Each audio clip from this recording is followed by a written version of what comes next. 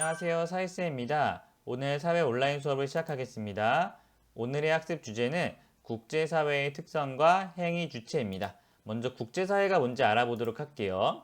자, 국제사회는 이 용어 안에 이미 뜻이 다 담겨 있는데 사회는 사회인데 국제사회래요. 사회라는 거는 여러 명의 사람들이 서로 상호작용하는 거잖아요. 근데 그 상호작용이 하나의 국가 안에서 일어나는 것이 아니라 국제적으로 발생하는 거겠죠? 그래서 우리는 국제사회를 여러 국가가 서로 영향을 주고받으며 공존하는 사회라고 지칭합니다. 여기 국가라고만 나와 있는데 국가 안에 있는 기업이라든가 개인 아니면은 국제기구 같은 것들도 국경을 넘어서 서로 영향을 주고받을 수 있는 거겠죠. 그러한 주체들이 공존하는 사회가 바로 국제사회입니다. 국제사회의 무대는 당연히 전 세계가 되겠죠. 이 전 세계를 배경으로 해서 국가라던가 유엔 같은 국제기구라던가 다국적 기업이라던가 영향력 있는 개인들이 상호작용하며 공존하는 거예요. 그래서 이러한 국가, 국제기구, 다국적 기업 개인들을 국제사회의 행위 주체라고 하는데 이 행위 주체에 대해서는 조금 이따가 다뤄보도록 할 거고요. 지금은 먼저 국제사회의 특징을 살펴보도록 하겠습니다. 자, 이런 여러 행위 주체들 중에서 아무래도 국가의 영향이 좀 큽니다. 왜냐하면 국가의 힘이 강하기도 하고 국가는 아주 오래전부터 존재하고 있었잖아요. 이 국제사회의 특징도 이 국가를 중심으로 이해하면 좀 편할 것 같습니다. 자, 먼저 첫 번째 특징으로는요. 이 국제사회는 자국의 이익을 추구한다는 특징이 있습니다. 이 전 세계에 수많은 국가들이 있잖아요. 그 국가들이 서로 상호작용을 하는데 일단 기본적으로는 자국의 이익이 있어야 된다는 거예요. 다른 나라와 협력하고 또 협조하기도 하지만 우리나라가 막 손해를 보면서 하기란 쉽지가 않습니다. 그러다 보니까 이익이 충돌하면 갈등이 발생할 수도 있고 분쟁이 발생할 수도 있는 거예요. 그거는 자국의 이익을 추구하기 때문입니다. 자, 두 번째는 힘의 논리가 작용한다는 겁니다. 힘의 논리라는 거는요, 강한 자의 말이 옳다라는 건데요. 이 국제사회에서 강한 자라는 거는 강대국을 말하는 거겠죠? 군사력이 세다던가 경제력이 큰 나라가 강대국이고 이 강대국의 영향이 크다라는 겁니다. 그거를 힘의 논리라고 하는데 대표적인 사례로는 핵 문제를 예로 들 수가 있는데 북한이 핵을 개발하고 핵을 갖고 있다라고 많이 선전을 하고 있죠. 그런 것에 대해서 이 국제사회는 굉장히 비난을 합니다. 핵은 굉장히 위험하고 국제 평화를 해칠 수 있는 것이기 때문에 북한이 핵을 개발하는 것은 옳지 않아 라고 비판을 하거든요. 근데 핵이란 무기는 미국도 갖고 있어요. 근데 미국이 보유하고 있는 것에 대해서는 크게 목소리를 내지 못하고 있습니다. 바로 힘의 논리가 작용하는 거죠. 강대국의 영향이 크다라는 겁니다. 자, 세 번째는요. 중앙정부가 존재하지 않는다라는 특징이에요. 하나의 국가 안의 사회라면은 중앙정부가 있어서 국가가 무엇인가를 통제할 수 있는데 국제사회에는 중앙정부가 없습니다. 따라서 무엇인가를 강제할 수가 없어요. 어떤 나라가 평화를 해치고 있어요. 근데 그거를 국제사회가 나서서 강제적으로 하지 말라라고 할 수가 없는 것입니다. 중앙정부가 없기 때문이에요. 그래서 어떠한 문제가 발생했을 때 그 문제를 해결하는 것이 쉽지가 않죠. 자, 그럼에도 불구하고 자국의 이익을 추구해서 갈등이나 분쟁도 발생하고 힘의 논리가 작용해서 강대국의 영향이 크고 또 중앙정부가 없기 때문에 문제 해결은 어렵지만 국제사회는 문제를 해결하기 위해서 노력은 하고 있다라는 특징이 있습니다. 그 노력의 일환으로 국제법을 만들어서 준수하기 위해 노력을 해요. 국제법이라는 것은 국가 간의 합의에 근거한 법인데요. 이러한 공동이 같이 지켜야 할 법을 만들어서 지키려고 노력을 합니다. 이 국제법은요, 국가 간의 영토 갈등에도 적용할 수 있는 법들이 많이 있어요. 자, 그래서 우리나라 독도 같은 경우에도 뭐 독도는 우리 역사적으로나 지리적으로나 우리나라 땅인 게 명백하지만 이 국제법상으로도 우리나라 땅이 맞습니다. 자, 그런데 아까도 얘기했지만 이렇게 노력은 하지만 이러한 것들의 강제성은 없습니다. 따라서 일본은 계속해서 독도가 자기 땅이라고 억지 주장을 하고 있는 거죠.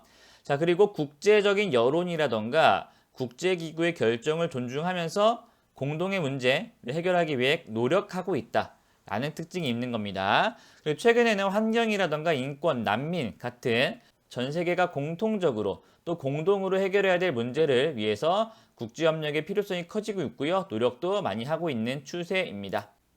자, 교과서에 있는 자료 한번 살펴보겠습니다. 이 자료는 남중국해를 둘러싼 중국과 필리핀의 영역 갈등에 대한 내용인데요. 이 중국이 남중국해 전체가 중국의 영해다라고 주장하고 있고 필리핀은 이거 부당한 말도 안 되는 얘기다라고 하면서 반박을 하고 있는 건데요. 이러한 영역 갈등에 대해서 상설중재재판소가 있습니다. 이거는 국제기구예요. 국제재판을 담당하는 국제기구인데 이 상설중재재판소가 중국의 이러한 영유권 주장은 부당하다 하면서 필리핀의 손을 들어주었습니다. 국제기구가 국제적으로 발생한 어떤 문제를 해결하기 위해 노력한 모습을 보인 거죠. 자, 그런데 이러한 상설중재재판소의 노력에도 불구하고 중국은 아니다. 이 남중국해는 우리의 영토고 우리의 주권과 우리의 해양 권익은 그 어떠한 상황에서도 영향을 받지 않을 것이다 라고 얘기를 합니다. 자, 이것은 중국 입장에서는 자국의 이익을 추구하는 거죠. 제3국의 입장에서 봤을 때 이거는 중국이 조금 억지를 부리는 것 같기도 하지만 중국 입장에서는 이건 자기들의 땅이고 자기의 영역인 거예요. 이것은 자국의 이익을 추구하기 위해 아주 당연한 행동이 되는 거죠. 중국의 입장에서는. 그리고 중국은 오히려 이 상설중재재판소의 결정에도 불구하고 남중국해에서의 군사활동을 강화하였습니다. 이거를 통해서 알 수 있는 것은 이러한 노력이나 국제기구의 의견이나 결정들은 강제성이 없다는 거겠죠. 그런 것들을 우리가 이 내용을 통해서 알아볼 수 있었습니다.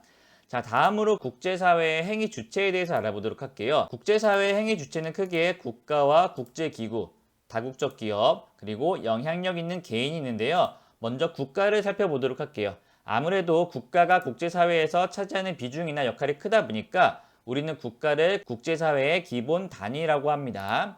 자, 국가가 국제사회에서 하는 일은 무엇이냐면요. 독립적인 주권을 행사합니다. 주권이라는 것은 주인된 권리인데 이 국가의 주인된 권리는 그 국가한테 있죠. 어떠한 것을 결정할 때 내가 국제기구에 참여할 것인지 말 것인지 내가 다른 나라와 협력할 것인지 경쟁할 것인지 그거에 대한 결정은 이 국가, 개별 국가가 스스로 결정하는 거예요. 그렇게 국가는 국제사회에 참여합니다. 그리고 자국의 안전보장과 국력 확장을 추구해요. 이거는 좀 전에 얘기한 자국의 이익 추구와 같은 내용인 거죠. 그리고 국제기구에 참여합니다. 그럼 이 국제기구가 무엇인지는 이어서 살펴보도록 할게요. 자, 국제기구는요, 크게 두 가지로 우리가 분류해 볼 수가 있는데 정부 간 국제기구와 국제 비정부기구가 있습니다.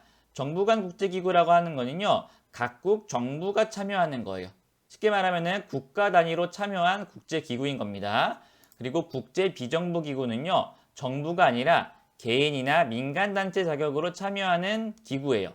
비정부기구의 특징은요, 권력이나 이익은 추구하지 않고 공익을 추구한다는 것인데 잠시 후에 국제 비정부기구의 사례를 들어보면 바로 이해가 되실 겁니다. 자, 먼저 정부 간 국제기구 세 가지를 소개해 드릴게요. 하나는 국제연합이 있습니다. UN이라고 하죠. 전 세계적으로 190여 개국의 나라가 국제연합에 가입되어 있는데요. 국제연합은 주로 국제평화를 위한 일을 하고 있습니다. 자, 그리고 경제협력개발기구라고 있어요. OECD라고도 하는데요. 이 OECD라는 기구는 국가들이 참여해서 이 OECD에 가입된 국가들끼리 경제 성장을 위해 함께 노력하자, 함께 협력하자 라고 하는 기구입니다. 국가가 참여하는 정부 간 국제기구입니다. 그리고 세 번째는요. 국제통화기금이라고 있습니다. IMF라고 하면 여러분들한테 좀 익숙할 텐데요. 이거는 국가를 대상으로 하는 은행이라고 보시면 돼요. 그래서 여기에 가입되어 있는 국가를 대상으로 돈을 빌려주고 나중에 받는 그런 역할을 하는 곳이 국제통화기금 IMF입니다. 이 세 개는 정부 간 국제기구고요. 국제 비정부기구로는요. 첫 번째 국제사면위원회가 있습니다. 국제사면위원회는요. 잘못된 국가 권력에 의해서 처벌이나 억압당한 그런 정치범이 있을 수 있거든요. 그러한 정치범을 구제하기 위해서 이 사람을 사면시켜달라 라고 목소리를 내는 비정부기구입니다. 아무래도 정치범과 관련된 활동을 하기 때문에 국가 단위로서 활동하기에는 약간 민감할 수도 있겠죠. 그래서 국제사면위원회는 국가가 참여하는 것이 아니라 민간 단체가 활동하는 국제 비정부 기구입니다. 자, 두 번째로는 국경 없는 의사회가 있습니다. 이름에서도 알 수 있겠지만 의사가 참여한 기구고요. 국경 없는 의사회라고 전 세계 어디든지 의료 지원이 필요한 곳이면 가서 의료 봉사하는 그런 단체가 국경 없는 의사회입니다. 자, 세 번째는 그린피스라고 있는데요. 여기는 환경 활동을 하는 비정부 기구다라고 알고 있으면 될 것 같습니다. 국제기구는 이러한 것들이 있는데 이 정부 간 국제기구에 국가가 참여해서 활동하고 또 개인이나 민간단체는 국제 비정부 기구로서 활동하면서 국제사회의 역할을 한다라고 이해하면 되겠습니다. 자, 다음으로는 다국적 기업인데요. 다국적 기업이라고 하면은 국경을 넘어서 활동하는 기업입니다. 예를 들면 바로 이해가 될 텐데 삼성이라던가 맥도날드, 소니가 대표적인 다국적 기업이죠. 전 세계를 무대로 활동하고 있잖아요. 자, 이런 다국적 기업은 국제 경제에서 차지하는 비중이 굉장히 큽니다. 이러한 기업들이 생산하고 판매하는 것들의 양이 엄청나잖아요. 자, 만약에 우리나라에 디즈니랜드가 들어온다고 가정해 볼게요. 그럼 디즈니랜드가 들어오면은 일자리 창출이 엄청나게 되겠죠? 해외로부터 관광객도 많이 오게 될 거예요. 그리고 수많은 사람들이 디즈니랜드에서 소비를 하니까 국가는 세금도 많이 얻을 수 있습니다. 이렇게 다국적 기업은 국제 경제에 또 한 나라에 굉장히 많은 영향을 주고 있습니다. 이 다국적 기업에 대한 거는 우리가 나중에 다시 한번 학습을 하게 될 거니까 이쯤으로 하고 넘어갈게요. 자, 마지막으로 영향력 있는 개인에 대해서는 예를 들어 설명드릴게요. 바로 교황이 있습니다. 이 카톨릭 교황은 개인이긴 하지만 영향력이 엄청 크잖아요. 이 개인의, 교황이라는 개인의 말 한마디가 국제사회 전체에 큰 영향을 줍니다. 최근에 교황은 미얀마에 대해서 이거 잘못된 군부 정권에 대해서 폭력을 멈추라라고 말하면서 국제사회 전체에 미얀마의 평화를 위한 메시지를 전하기도 했습니다. 이러한 영향력 있는 개인도 국제사회의 행위 주체가 될 수 있다라는 겁니다. 자, 이렇게 해서 오늘 국제사회의 의미와 특징, 그리고 주체에 대해서 살펴보았습니다. 오늘 학습은 여기까지고요. 그럼 다음 시간에 뵙도록 할게요. 안녕히 가세요.